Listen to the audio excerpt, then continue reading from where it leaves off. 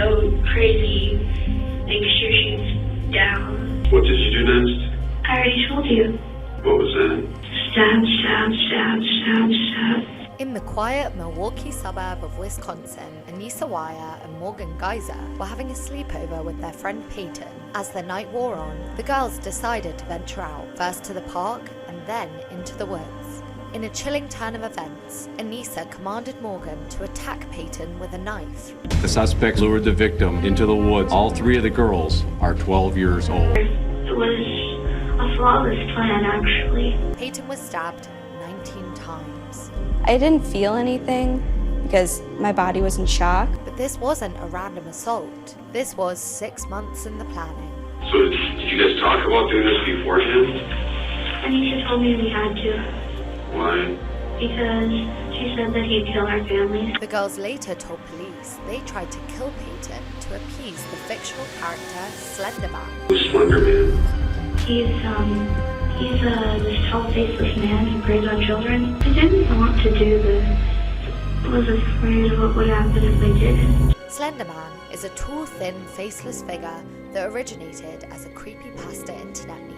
There's this website called the Creepypasta Wiki. Okay. It's full of horror stories, and there's one of them called Slenderman. From what the Creepypasta Wiki said, he targets children most. As Payton lay bloodied and injured, the two assailants promised to fetch help for her. But Anissa flat out said, no, we weren't getting her help.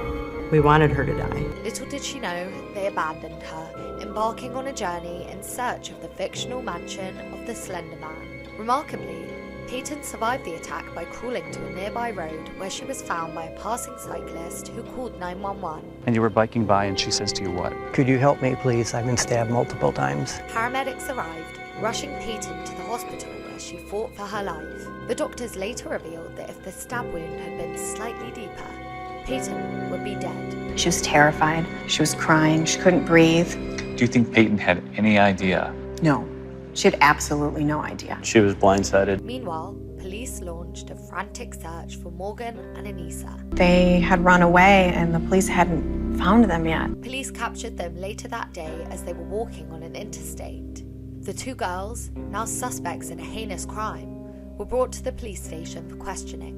And she started saying things that were really very eerie, hearing them coming out of a 12-year-old's mouth. It's easier to kill people when they're either asleep or unconscious. Hours passed as investigators delved into the darkness that had consumed the two girls. Go ballistic, go crazy, make sure she's down. I couldn't believe these words were coming out of a 12-year-old's mouth. It's awful. Morgan and Anissa claimed that they wanted to prove their loyalty to Slender Man and believed that by committing the murder, they could become his followers and prevent him from harming their families. Did you feel bad? They just stabbed one of your best friends? I thought about it, but then I decided that remorse will get me nowhere. Following their arrest, both girls were charged as adults with attempted first-degree intentional homicide. Morgan is the one that does the stabbing, I'm not denying that, but it's on Anissa's command. Go berserk, and Morgan unfortunately does. And Payton is stabbed repeatedly, and it's only through the grace of God that she's alive today. Anissa was sentenced to 25 years in a mental institution, and Morgan was sentenced to 40 years. Anissa was later released from a mental health facility at the age of 19, while Morgan will stay in a psychiatric hospital after a local judge denied her request for release in January of 2024.